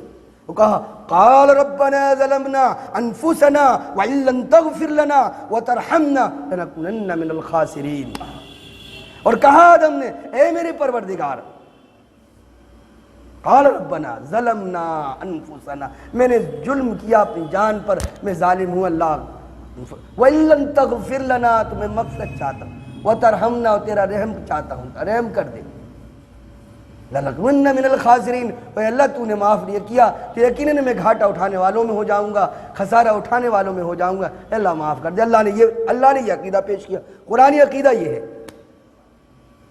اب مولوی صاحب کا عقیدہ کیا کہتا ہے کہ وہاں کیا ہوا, آدم نے محمد صلی اللہ علیہ وسلم کے صدقے طفیل میں اپنی مغفرت چاہی تو اللہ نے معاف کر دیا. ہوا کیا کہ جب لغزش ہو گئی, جب کوتاہی ہو گئی, انسانی خمیر کا تقاضا پیش آ گیا, انسانی فطرت غالب آ گئی, اور معاملہ جب یہ ہوا کہ گندم کا دانہ یا جو بھی دانہ تھا آدم علیہ السلام نے اور آپ کی جوزائے محترمہ نے, ہم سب کی والدہ نے کھا لیا, اور اللہ نے انہیں جنت میں اتارا, اور اللہ نے ان کے لیے انہیں کہا کہ ایک مقرر وقت تک تم دنیا میں ہو, اور وہ توبہ کرتے رہے, روتے رہے, گڑگڑاتے رہے.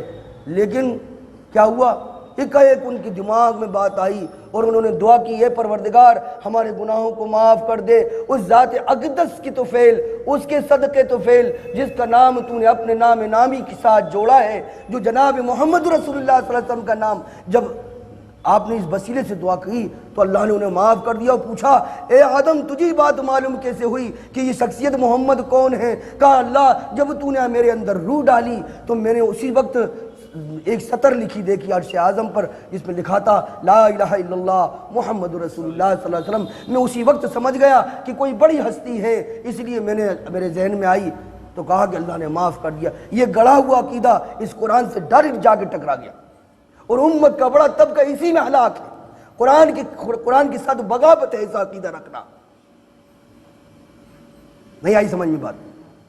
آدم علیہ السلام کی پوری ایکٹیویٹی قرآن بیان کرنا ہے کہ جب ان سے لغزش ہو گئی تو کیا ہوا, اللہ نے کیا کرا, اللہ نے سکھلائے وہ کلمات. فَتَلَقَّى آدَمُ مِن رَبِّهِ كَلِمَاتٍ فَتَابَ عَلَيْهِ إِنَّهُ هُوَ التَّوَّابُ الرَّحِيمُ. اللہ نے سکھلایا, اللہ نے القا کیے, ذہن میں ڈالے. تو اس سے یہ بات, اور پھر الفاظ بھی, وہ کلمات بھی بیان کر دیے قرآن نے. قال ربنا ظلمنا انفسنا وان لم تغفر لنا وترحمنا لنكونن من الخاسرین. ایک عقیدہ کلیئر کہ کوئی وسیلہ نہیں لگایا تھا ان کلمات سے جو قرآن نے بیان کی, کیونکہ ہم ایمان لائے اللہ پر, اس کے رسول پر, اس کی کتابوں پر, اور تمام اچھی بری تقدیر پر. یہ بڑی لمبی جو ہے وہ ہم ایمان مجمل میں پڑھتے ہیں. بہرحال تو ہم ایمان لائے اللہ, تو اللہ کی کتاب کا جو عقیدہ جو اللہ کی کتاب نے پیش کیا وہ ہمیں اسے ماننا چاہیے. وہی عقیدہ درست ہے, وہی صحیح ہے, اور لوگوں سے لغزش ہو سکتی, کائنات کے پیدا کرنے والے سے کوتاہی لغزش نہیں ہو سکتی. نہیں آئی سمجھ میں بات؟ اب ہم عقیدوں کو اپنا چیک کریں. محمد رسول اللہ صلی اللہ علیہ وسلم کی ذات اقدس سے جو نکلا ہوا کلام ہے جسے حدیث مبارکہ کہتے ہیں, صحیح حدیث کی بنیاد پر اللہ نے ہمیں حکم بھی یہی دیا کہ جب تم پہ کوئی تنازع ہو جائے, جب تم میں کوئی بات بگڑ جائے, یا کوئی جھگڑا ہو جائے, تو اپنی بات کو وردوا الیہم پیش کرو, لوٹاؤ اللہ اس کے رسول کی طرف, اگر تم اللہ اس کے رسول پر ایمان رکھتے ہو. اور وہاں سے جو فیصلہ وہ بس یہی مومن کی شان ہے کہ سر جھکا کے مان لینا. لیکن ہم مقلد, ہم تو ارے صاحب ہم ہمارے مسلک میں نہیں, تو میں نے مسلک کس نے بنایا؟ لاؤ مسلک کی تاریخ بتلاؤ. کوئی تاریخ نہیں.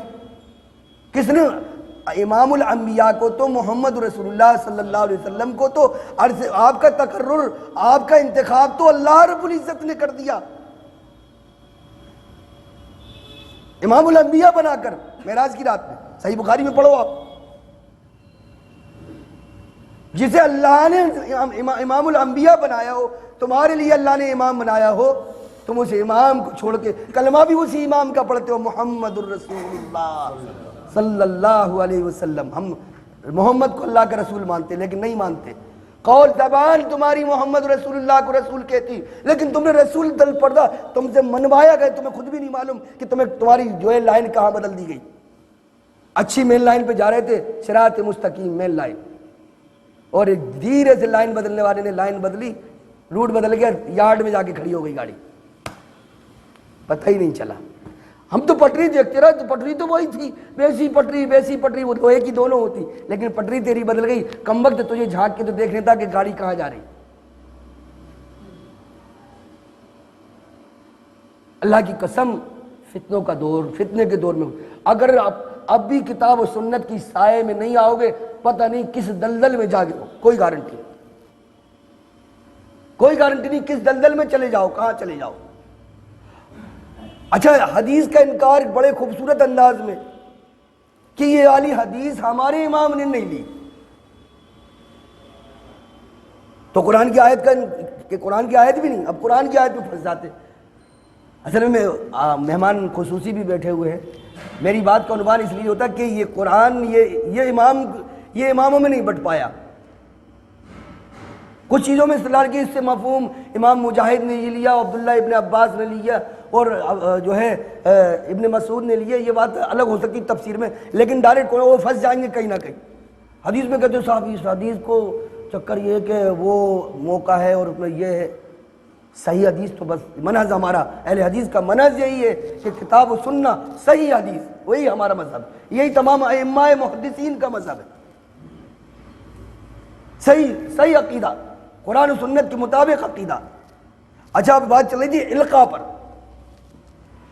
یہ نبیوں کے لیے اللہ نے خاص کیا. اچھا, ندائیں بہت آتی, ان کی بزرگوں ایک ندا آئی. آپ لوگ یہ سوچ رہے ہوں گے کہ یہ چھوٹی چھوٹی سی بات ہے, چھوٹی نہیں ہے. یہ عقیدے کی خرابی اگر رہی, تمہارا نماز, روزہ, زکوٰۃ, حج بچا نہیں پائے گا, تمہیں جہنم کی آگ ہے.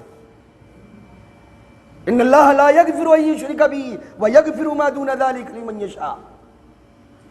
اللہ نہیں بخشے گا مشرک کو, قطعی بخشے. صاحب نقطے پہ نماز ہے, نہیں, یہ جاہل پیروں کی دین ہے. اللہ نے تو ہمیں حکم دیا, اللہ کا حکم مانو اور اس کے رسول کا حکم مانو. یہاں سے قرآن و سنت سے جو بات ملے وہی دین ہے. اس کے بعد کوئی گارنٹی آپ چیک ہوگی.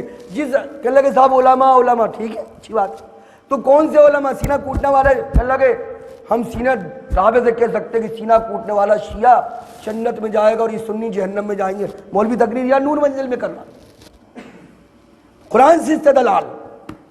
اصحاب کہف کا کتا جنت میں جائے اور یہ حسین کا کتا جہنم میں چلا جائے, اللہ ایسا ظلم کرے گا؟ تقریر کر رہا ہوں اور اپنے لوگوں کو بتا رہا ہے کہ علماء حق ہم ہیں.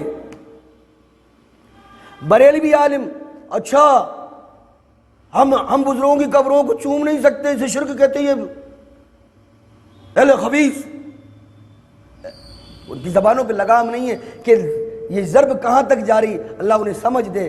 ہم ان کے لیے بد دعا تو نہیں کرتے, لیکن اللہ انہیں سمجھ دے کہ وہ کہاں, اور اللہ سے توبہ کرتے ہیں کہ اللہ تعالیٰ ہم سے بھی جانے انجانے میں ایسے کوئی الفاظ نکل جائے تو معاف فرما دے. قبروں کو چومنے کو وہ جائز قرار دیتے، سجدہ ہو گیا سجدہ سبحان ربی الاعلیٰ تو نہیں پڑھا۔ ارے قبر کو تم سجدہ کہتے ہو، ہم سجدہ نہیں کرتے، ہماری نیتوں کو تو اللہ دیکھنے والا ہے۔ اچھا اللہ کی قسم پورے عالم اسلام کے اندر جتنے بھی علماء ہیں سب کا اس پر اتفاق ہے کہ فتویٰ ظاہر پہ ہے، فتویٰ ظاہر پر ہے، اندر چھپے پہ کوئی فتویٰ نہیں، وہ اللہ کا حق ہے۔ دل کی چھپے بھیدوں کو اللہ کی سوا کوئی محمد رسول اللہ بھی نہیں جانتے، ہمارا ایمان ہے صلی اللہ علیہ وسلم، یہ اللہ کی شان ہے، اللہ کا مرتبہ ہے، ہم کسی کو شریک نہیں کرتے، اللہ نے کہہ دیا۔ تو ندائیں آتی، بزرگوں کو ندا آئی۔ اچھا ندا کیا ہے؟ یعنی ایک آواز آنا اور کہے کوئی پیغام دے دے۔ تو ایک مولوی صاحب بیان کر لیں، میں نے کہا ابلیس کی ندا تھی وہ اللہ کی۔ اللہ نے قرآن میں سورہ شعراء میں فرمایا تمہارا پروردگار ایسا نہیں ہے کہ لوگوں سے باتیں کرے، البتہ پردے کے پیچھے سے یا وحی کے ذریعے، یہ نبیوں کے لیے خاص ہے۔ محمد رسول اللہ صلی اللہ علیہ وسلم کو معراج میں اللہ نے بلایا اور پردے کے پیچھے سے ایک بات ہوئی، ہمارے ایمان میں شامل ہے، یا وحی کے ذریعے جبریل امین کو پہنچایا، جبریل امین جو بھی پیغام لے کے آئے بس۔ اللہ باتیں نہیں کرتا، لیکن بزرگوں کو ندائیں آتی۔ اب کیونکہ لوگوں کے سامنے ہمارے بزرگ کو جو ایکسٹرا دکھائی دے، لگے کہ یار بتاؤ کتنے کامل پیر، کتنا بڑا بزرگ، اللہ سے گفتگو ہو رہی۔ اچھا انہیں کیا، اللہ کے رسول تو خواب میں عام طور سے آ جاتے، اچھی بات، اللہ کے رسول خواب میں آئے اور انہوں نے بشارت دی کہ فلاں یہ فلاں۔ میں نے ایک سوال کیا، اور آپ جو لوگ بھی یقینی طور پہ تھوڑا علم رکھتے ہیں، سوال کرو ان سے، بنیادی طور پر عقل بھی تسلیم نہیں کرے گی۔ میں نے کہا ٹھیک ہے میں مولوی صاحب آپ کی بات مانے لگتا، آپ کہنے لگے اصول حدیث پڑھ کے آیا ہوں۔ اچھا تو اصول حدیث آپ نے پڑھا تو یہ امام بخاری کے پاس اللہ کے رسول صلی اللہ علیہ وسلم خواب میں کتنی مرتبہ آئے، اور کیا اللہ کے رسول نے آ کر نظر عنایت چاہتا ہوں، اللہ کے رسول صلی اللہ علیہ وسلم بشارت دیتے، اے اسماعیل کیا غضب کرتے ہو، اس حدیث کو ضعیف کہتے ہو، ایک دلیل لے کے آؤ مولوی صاحب۔ امام بخاری کو محمد رسول اللہ خواب میں آئے ہوں، امام مسلم کو آئے ہوں، امام ترمذی کو آئے ہوں، سنن امام داؤد کو آئے ہوں، امام نسائی کو آئے ہوں، امام احمد بن حنبل کو آئے ہوں، امام مالک کو آئے ہوں، سارے کے ساری بشارتیں تمہارے بزرگوں کے لیے خوابوں میں۔ ایک دلیل لے کے آؤ۔ یہ صحیح اور ضعیف اور جو ہے مرفوع حدیث اور موضوع حدیث اس کا رٹا ہی نہیں دیتا، اللہ کے رسول بتا دیتے یہ میں نے نہیں کہا۔ ہو سکتا بھائی جب خواب میں آتے، اس وقت اس بزرگ کو آ رہے تیرا پوچھ لے اللہ کے رسول سے کہ یہ حدیث کو بڑی خوبصورت، تو کہتا ضعیف حدیث ہے۔ تیرا باپ کھڑا تھا وہ جو تجھے بتا رہا ہے کہ یہ ضعیف حدیث ہے، تجھے کس نے بتایا؟ کون تھا وہاں؟ تو پیدا ہی نہیں ہوا تھا۔ یہ ہمارے امام کے نزدیک نہیں ہے، ہمیں اللہ اس کے رسول نے نہیں کہا کہ کسی امام کے نزدیک ہو یا نہ ہو۔ تو کہنے کا مقصد بات یہاں چل رہی تھی کہ شیعہ وہ کہتا تو اب عالموں کی مانو، کون سے عالم؟ اس کتاب قرآن کریم سے اور جناب محمد رسول اللہ کی صحیح حدیث سے چیک کرو، جس امام کی بات اللہ اور اس کے رسول سے مل جائے وہ مان لو، یہی ہمارا منہج ہے۔ لیکن ہم تیار نہیں۔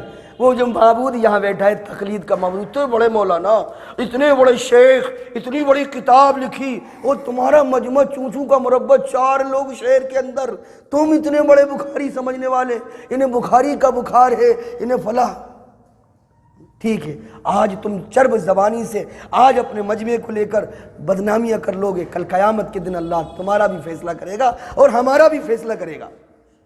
اللہ نے انصاف کا دن اسی لیے رکھا۔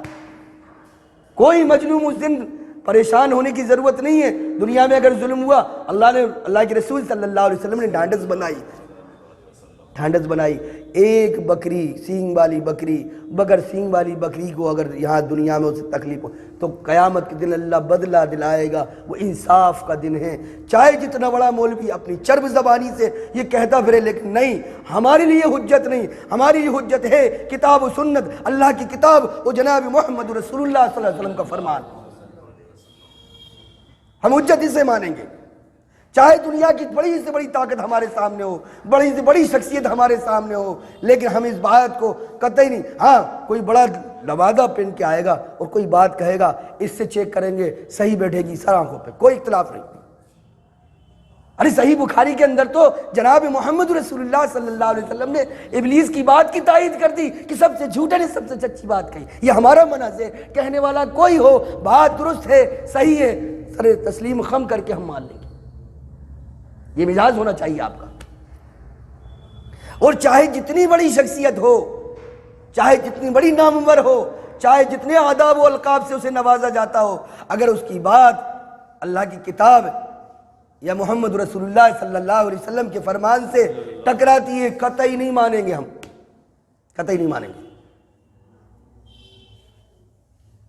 تو یہ القاء، ندا، کشف، الہام، یہ ڈائریکٹ نہیں کہہ پائے آپ سے کہ ڈائریکٹ صاحب جو ہے، لیکن ان بزرگوں نالی کے پاس پڑے، اسی ڈبے سے پانی پی رہا، اسی ڈبے میں پیشاب کرا، یہ ولی نہیں ہے، یہ شیطان کے ولی تو ہو سکتے۔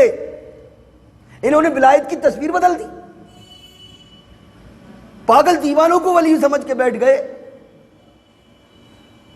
سب کرامت سٹے کے نمبر بتانے والوں کو ولی سمجھ رہے۔ یہ کڑوی تھوڑی سی باتیں ہیں لیکن سچائی ہے۔ سٹے کا نمبر بتا رہا سب بہت پہنچے ہوئے، اچھا بیڑا غرق ہو تیرا کم وقت، تو نے نہ اس کا مذہب دیکھا، نہ اس کا دین دیکھا، نہ اس کا کچھ، اور فوراً بڑے پہنچے ہوئے۔ شیطان کا ولی ہے، اللہ کا ولی نہیں ہے۔ اللہ کے ولی کی پہچان ہمارے آقا سرور کونین جناب محمد رسول اللہ صلی اللہ علیہ وسلم بتلا کر گئے۔ کیا اس کا کوئی عمل بھی چاہے جتنی بڑی اڑان اڑے، دھوکے میں نہ پڑ جانا، اس کی زندگی میرے طریقے کے مطابق ہو، سمجھنا کہ ہاں ولی۔ کسی شخص کا دل مسجد میں اٹکا ہو، مسجد میں جانے آنے کا عادی ہو، سمجھ لو کہ یہ ولی ہے۔ کیا ہے؟ پیروں پہ نماز فرض نہیں، سب نماز کو جا رہا ہے، پیر صاحب بیٹھے ہوئے پہنچے ہوئے ہیں، کوئی ضرورت نہیں نماز کی، یہ چل رہا ہے، پیر صاحب بیٹھے ہوئے، ان پر نماز نہیں۔ کیوں بھائی؟ یہ شیطان کا ولی، اس لیے اس پر نماز نہیں ہے۔ یہ محمد رسول اللہ کا اگر غلام ہوتا اور اللہ کا ولی ہوتا تو اس سے تو کوئی چھوٹی سے چھوٹی سنت ترک نہیں ہو سکتی تھی، کلیجہ پھٹ جاتا، اللہ یہ آج مجھ سے فلاں سنت ترک ہو گئی، جو اس کے علم میں ہوتی۔ ہاں یہ بات البتہ الگ ہے کہ اس کے علم میں نہیں ہے کوئی بات، اس کی کوئی اصلاح کر دے، الگ بات ہے، نمازوں کو چھوڑ کر ولی بن جائے، لیکن کیا صاحب کشف اور الہام اور القاء کیا کیا کہو گے؟ تو میرے بھائیو بزرگو دوستو، عقیدے کی ہر وہ گندگی کو نکالو جو تمہیں جنت میں جانے سے روکتی ہو، جو کتاب و سنت کے سے ٹکراتی ہو، ہر اس عقیدے کو باہر نکال دو، کیونکہ ہمارا ٹارگیٹ، ہماری منزل دنیا نہیں ہے، ہمارا مقصد، ہمارا منحص دنیا میں سرخروئی اور کامیابی حاصل کرنا نہیں ہے۔ ہم تو دعا کرتے ہیں اللہ اگر اپنے فضل سے نواز دے، الگ بات ہے، جنت کی تمنا رہنے چاہیے، اور جنت، اور ہم قید خانے سے کیونکہ ڈھانڈس بنائی کہیں تم غریبی سے اکتا کر اسلام نہ چھوڑ دو۔ الدنیا صدر المومن، کیا کہا؟ دنیا مومن کے لیے قید خانہ ہے۔ یہ قیامت تک کے مسلمانوں کے میسج ہے، اپنی غریبی سے نہ گھبرا جانا، فقر و فاقوں سے، تو ایسا موقع بھی تم پر آ سکتے ہیں۔ آج الحمدللہ بڑی فراغی کا دور ہے، الحمدللہ ثم الحمدللہ، ہم جنہیں غریب کہتے ہیں انہیں بھی اللہ 2 وقت کا کھانا بڑا اچھا کھلاتا ہے، لیکن قیامت تک کے لیے آپ صلی اللہ علیہ وسلم نبی بنا کے بھیجے گئے تھے۔ ہر موضوع کے اوپر، ہر موقع کی بات آپ نے اس لیے کہہ دی کہ نبی اب ہم میں نہیں ہے، لیکن آپ کی بات ہماری رہنمائی کے لیے کافی۔ ہم دوسرے کافروں کی جنت کو دیکھ کے للچائے نہیں، اتنی بڑی بلڈنگ، اتنا بڑا کاروبار، اتنا بڑا امپائر قائم کر لیا، دوسرے کی جنت کو دیکھ کے للچانی۔ ہاں اللہ اپنے فضل سے اپنے اور لطف و کرم سے اپنا فضل عطا کر دے، یہ الگ بات ہے۔ آج تو حالت یہ کہ تمام ناجائز جو ہے ذرائع سے کمانے کو مسلمان تیار ہے، سود سے آئے، مال کسی کا غصب کرنے سے آئے، کسی کی زمین دبانے سے آئے، مال والے بن جائیں۔ اس کا پورا کا پورا مقصد دنیا میں سرفرازی، بس ہمارا مقصد ہونے تھا دین کی سرفرازی۔ میری زندگی کا مقصد تیرے دین کی سرفرازی، اسی لیے میں مسلمان، اسی لیے میں نمازی ہوں۔ ہمارا کیا ہے؟ کاروبار اونچا ہو جائے، ٹھیک ہے، تقریر کا پروگرام ہے، ٹھیک ہے، آ جائیں گے۔ ارے اپنی اوپر لے، حق کی حمایت کرنے والوں کی بھی حالت یہ ہے کہ وقت نہیں ہے ہمارے پاس۔ اللہ کی قسم، تم مکلف ہو، تم تک پہنچ گئی بات، اب تم ذمہ دار ہو۔ اللہ قیامت کے دن تم سے سوال کرے گا کہ تم تک حق آ گیا تھا، تم حق کو پہچان گئے تھے، تمہارے سامنے تمام چیزیں واضح تھیں، لیکن تم نے حق کو جان کر جھٹلایا، تو ایسے لوگوں کا ٹھکانہ جہنم ہے۔ اللہ نے کہا ہے قرآن میں، جان بوجھ کر، جان چکنے کے بعد۔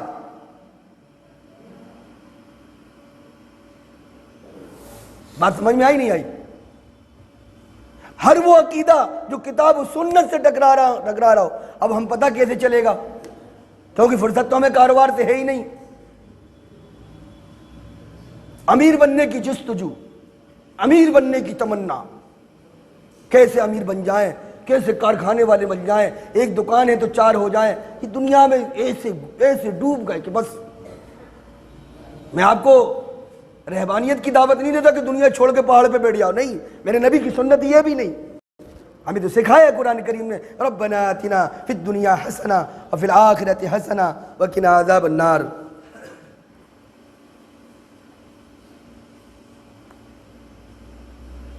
جی بالکل ٹھیک ہے۔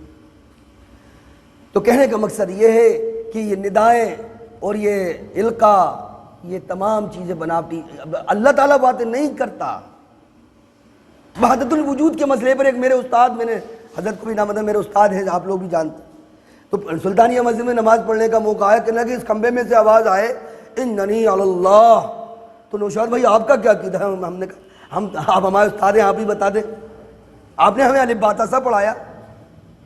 کہنے لگے آواز خود کہہ رہی۔ نوشاد بھائی اتنا سا فلسفہ نہیں سمجھ پایا آپ، دیکھنا آپ غور کریں، یہ بات میں ہر بات میں یہ باتیں لاتا ہوں اپنی، آپ سے شیئر کرتا کہ یہ عقیدے کیسے گڑے گئے۔ کہنے لگے کھمبے میں سے جو آواز آئی، وہ آواز خود تعارف کرا رہی، اننی علی اللہ، میں ہی اللہ ہوں۔ میں نے کہا انا للہ و انا الیہ راجعون۔ کہنے لگے پتہ چل گیا کہ اللہ کی آواز ہے۔ میں نے کہا انا للہ، میرا عقیدہ ہے کہ ابلیس کی آواز ہے، میرا عقیدہ ہے یہ ابلیس کی آواز ہے، اللہ کی آواز نہیں ہے۔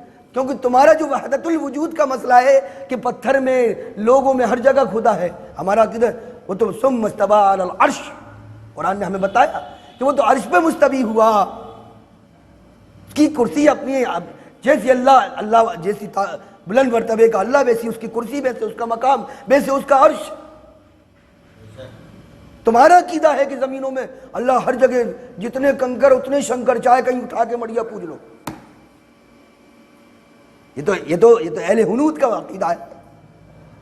تو میں نے کہا کہ قرآن کریم نے بیان کیا، اگر آپ آواز کو ہی جو ہے حجت مان رہے کہ اننی علی اللہ، تو میں نے کہا قرآن بیان کر رہا ہے کہ فرعون نے کیا کہا، انا ربکم الاعلی، کہ میں ہی سب سے بڑا رب ہوں۔ تو آواز خود کہہ رہی، تو کیا بنی اسرائیل اسے خدا مان لیتی کہ سب آواز خود کہہ رہی؟ یہ بے وقوفی کے، بس کس نے انہیں عالم بنا دیا؟ ایسی بات ہے۔ قرآن نے کہا ہے، فرعون کیا کہتا تھا، انا ربکم الاعلی، کہ میں ہی بڑا رب ہوں۔ تو کیا وہ آواز سے یہ تصدیق ہو گئی کہ وہ سچ کہہ رہا ہے؟ آواز کس کی ہے؟ اللہ نے قرآن میں کہہ دیا تمہارا پروردگار ایسا نہیں کہ لوگوں سے باتیں کرے، یہ میں بیان کر چکا۔ تو کہنے کا مطلب ہے کہ اتنے من گھڑنت حدیث بیان کر، سالوں گزر جائیں گی، اتنی گندگی پھیلائی گئی دین کے اندر، سالوں۔ میں بیان کرتے کرتے قبر تک پہنچ جاؤں گا، آپ سنتے سنتے قبر تک پہنچ جاؤ گے، لیکن جو گندگیاں پھیلائیں گی ختم نہیں ہوں گی۔ اتنا مچایا گیا دین کو، اور صحیح کتاب و سنت سے ہمیں کاٹا گیا کہ کسی حال میں بھی یہ قرآن و سنت تک نہ پہنچ پائے۔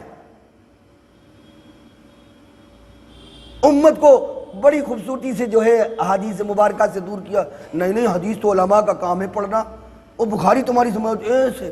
اب آدمی بھی سمجھتا ہے یار مولانا نے کہا، اصل میں وہ اندھی تقلید جو کر رہا ہے، اندھا انوسرن، جو حق اللہ کا، اسے شرک کیوں کہا جاتا ہے؟ آپ کہو گے ہاں شرک کا کیا صاحبہ بھی موجود نہیں، لیکن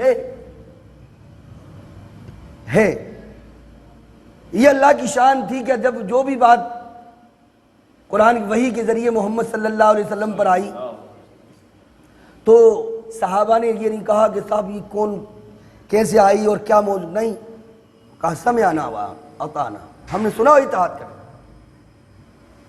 اور ہمیں یہ مولوی کے ساتھ یہ عقیدہ جوڑے بیٹھے کہ مولانا نے کہا ہم نے مان لیا سچا ہے، نہیں، ہم تصدیق کریں گے۔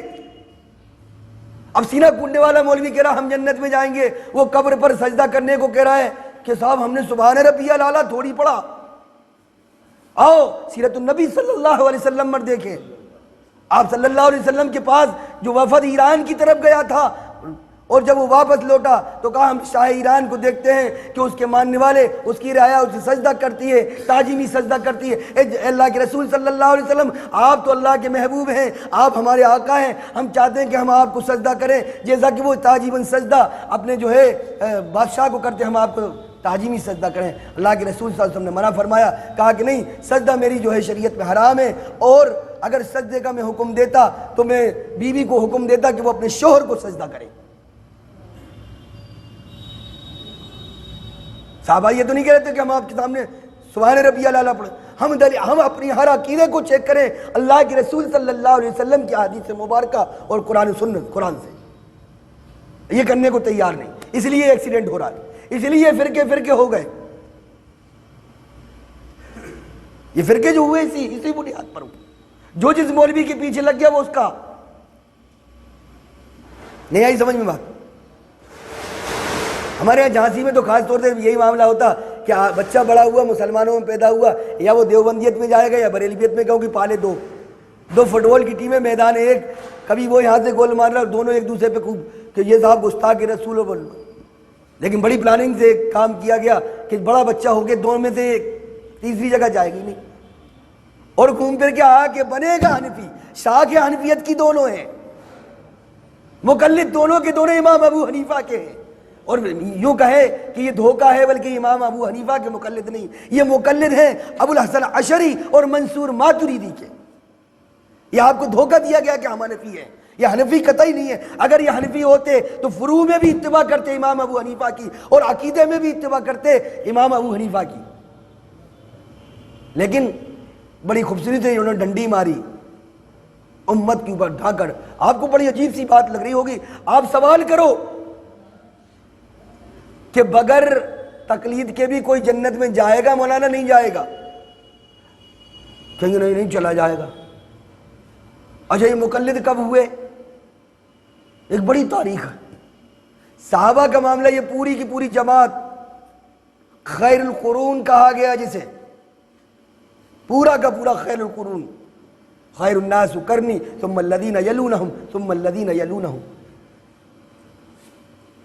بات ہماری، کیونکہ ہمیں جب کتاب و سنت سے دور کر دیا گیا تو یہ ہمیں معلوم ہی نہیں، پورا کا پورا خیر القرون بغیر تقلید کے جا رہا ہے، اور یہ بیچارے جنت میں نہیں جا پا رہے بغیر تقلید کے۔ نہیں ضروری ہے، کسی کا پٹا ہونا ضروری ہے۔ میرے بھائیو بزرگوں دوستو، اللہ کی قسم ہمارے لیے حجت اللہ کی کتاب اور محمد رسول اللہ صلی اللہ علیہ وسلم کا طریقہ۔ ارے تم نے اس امام کو چھوڑا ہے جس امام کا حسنہ عبادت ہو، اس نبی کے طریقے، اس امام کے طریقے پہ تم ہنسو تو اللہ کی عبادت لکھا جائے، اس نبی کے طریقے، اس امام کے طریقے پر پیشاب کرو، اللہ تمہارا پیشاب کرنا نیکی میں شمار۔ اللہ کی قسم ایسی شخصیت، ایسا امام جو محمد رسول اللہ صلی اللہ علیہ وسلم کو اللہ نے مرتبہ عطا فرمایا، تم ایسا کوئی امام لے کے آؤ جس کے طریقے پر حسنہ عبادت ہو۔ ہے کوئی امام؟ لا سکتا کوئی، قیامت کی صبح تک نہیں لا سکتا۔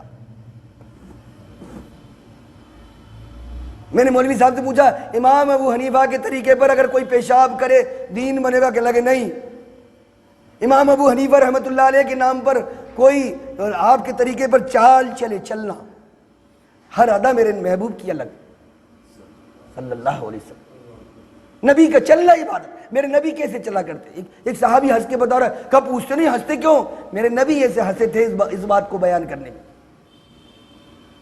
صحابہ کو جو مقام ملا تھا رضی اللہ عنہ ورضوا عنہ، اعد لهم جنات تجری من تحت الانہار خالدین فیہا ابدا، یہ مقام اللہ نے ایسے نہیں دیا تھا، وہ نبی کی ایک ایک ادا پہ مزہ لیتے تھے۔ میرے نبی ایسے چلا کرتے تھے اور پوچھتے نہیں، کوئی اگر سوال نہ کرے، میرے نبی یہاں ایک حدیث بیان کر رہے ہیں، ایک حدیث بیان کر رہا ہے، کوئی ہنسے، کہا آپ ہنسنے لگے، کہا آپ ہنستے کیوں؟ کہا میں نے اپنے نبی کو یہاں اس موقع پر ہنستے دیکھا۔ کوئی امام ایسا لے کے آؤ جس کے طریقے پر اللہ تمہاری نیکی لکھ لے، تمہارا ہنسنا، تمہارا چلنا، تمہارا کھانا پینا سب عبادت بنے گا اس کے طریقے پر۔ وہ امام محمد رسول اللہ صلی اللہ علیہ وسلم نہیں لا سکتے۔ قیامت کی صبح تک کوئی امام پیدا نہ، اور ہمارا عقیدہ سمجھ لو، سلف کا عقیدہ، سلف و صالحین کی طریقے پر، ہم سلف بھی کہتے ہیں، اہل حدیث کہتے ہیں، یہ الگ بات ہے، اصلاح ہے۔ ہمارا عقیدہ کیا ہے اس کو سمجھ لیں آپ، کہ اللہ کے بعد مخلوق کے اندر اللہ رب العزت نے محمد جیسی ذات اقدس نہ پہلے پیدا کی اور نہ آپ کے زمانے میں پیدا کی اور نہ آپ کے بعد پیدا کرے گا صلی اللہ علیہ وسلم۔ حضور اس کی ذات اقدس ایسے بلند اور والا مقام کا امام اللہ نے ہمیں عطا فرمایا، اور ہم نے اسی امام کو چھوڑ کر دوسروں کو اپنا امام بنایا، دوسروں کے مقتدا بنے، دوسروں کے پیچھے چلے جن کے۔ اچھا ایک بات بتاؤ، عالم سے لفظ ہو سکتی نہیں؟ نہیں، سوال جواب نہیں دے سکتے آپ لوگ؟ سو رہے کیا؟ ہم ایک گھنٹے سے بیان کریں، لگتا کہ آپ کی سمجھ میں نہیں آئے۔ بڑے سے بڑا عالم، بڑے سے بڑا انسان غلطی کر سکتا، چوک کر سکتا، لیکن آقا مدنی سرور کونین جناب محمد رسول اللہ صلی اللہ علیہ وسلم سے غلطی نہیں ہو سکتی، کیونکہ اللہ نے کیا کہا؟ وَمَا يَنْتِقُ عَنِ الْهَوَىٰ إِنْ هُوَ إِلَّا وَحْيٌ يُوحَىٰ۔ نہیں آئی سمجھ میں بات؟ یہ مولوی نے قرآن سے اتنا دور کر دیا، کچھ سمجھ میں نہیں آتا۔ اللہ تعالیٰ ارشاد فرماتا ہے میرا نبی نہیں بولتا، البتہ جو کچھ بولتا ہے وہ وحی کے ذریعے سے صلی اللہ علیہ وسلم۔ میرا نبی بولتا ہی نہیں۔ کیا ہو گیا بھائی؟ وقت ہو گیا میرا پورا؟ کیا جی؟ چائے کا ٹائم کیا ہوا؟ 12:30 ہو گیا۔ شروع کب ہوا تھا؟ سوا گھنٹہ ہو گیا اس میں، موضوع پھر بھی ادھورا ہے، خیر کوئی بات نہیں۔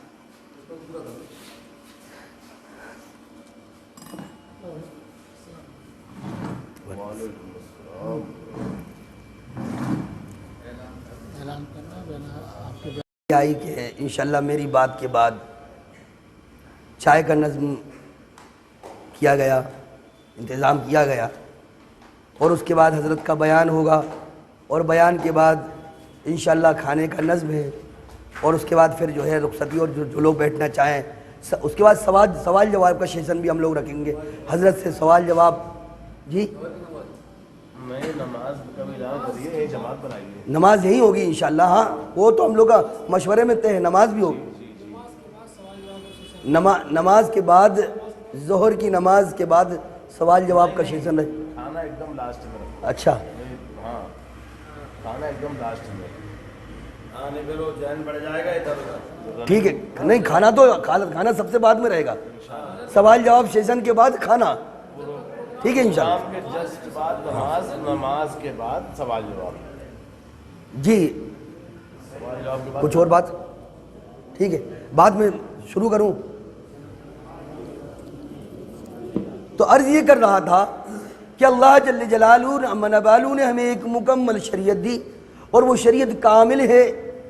کوئی جتنے بھی مذاہب دنیا کے اندر ہیں وہ سب کے سب ناقص ہیں، یہ بات دلیل حجت ہے کہ اللہ نے فرمایا الیوم اکملت لکم دینکم واتممت علیکم نعمتی ورضیت لکم الاسلام دینا. اب یہ ڈھکن لگا دیا اللہ نے. خاتم النبیین، ختم کہتے ہیں مہر لگا دینے کو. کوئی چیز کمپلیٹ پوری ہو جائے اس پہ ڈھکن لگا کے پیک کر دیا گیا. اب نہ کوئی چیز اندر جا سکتی اور نہ کوئی چیز باہر آ سکتی. بھائی یہ منتشر کیوں ہے آپ لوگ؟ کیوں منتشر ہے؟ بھائی کوئی حاجت کے لیے جا رہا ہے ٹھیک ہے، لیکن آپ لوگ یہاں تو میں ایک بات کہہ رہا ہوں ذہن سے نکل جائے گی. تو اللہ تعالیٰ نے ہمیں ایک مکمل دین دیا اور ہمارے لیے حجت بنایا اپنی کتاب کلام اللہ اور جناب محمد رسول اللہ صلی اللہ علیہ وسلم کو. اور پورا دین کامل ہے، نہ اس کے اندر کوئی چیز جا سکتی ہو، نہ اس میں سے کوئی نکالی جا سکتی. اور کوئی ڈاکہ ڈالنے کی کوشش کرے گا تو انشاءاللہ اللہ نے شفائی تعینات کر رکھے، بھلے ہی ظاہر میں کمزور نظر آتے ہو. اللہ کی قسم حجت کے دلائل کے مقابلے میں یہ تمام چلتی نہیں ہے آپ کی جو ہے مکاریاں اور عیاریاں. لیکن آپ علم سیکھو، العلم نور. اللہ نے ابتدا پہلے ہی شروع میں اپنی بات کے موضوع کو تھوڑا سا آگے بڑھاؤں گا. بھائی چائے کا نظم تھوڑا سا بعد میں چلا لیتے، چائے پلا لو، بیچ میں سٹاپ کر دے، بات ختم کر دے رہے. تھوڑا ریسٹ لے لو بھائی، بریک کر لیجیے. جتنے بھی دین ہیں وہ سب کے سب ناقص ہیں. تو ہمیں اللہ نے کامل دین دیا تو ہم کامل. بھائی ساتھی آ جائیں جو لوگ فارغ ہو چکے ہیں. اب بات شروع کر دیں، جن کو نہیں سننا بہت سے لوگ وضو کے لیے بھی جائیں گے. تو اللہ جل جلالہ نے ہمیں ایک کامل مکمل دین دیا. منتشر ہو جاتی بات پر بات، نہ کہنے میں سمجھ میں آتی نہ سننے میں. شور ہونے لگا اس لیے ہم کہہ رہے تھے کہ چائے تھوڑا سا رک جاتے، بات پوری ہو جاتی اس کے بعد. ٹھیک ہے چلو کوئی بات. ارے اشفاق بھائی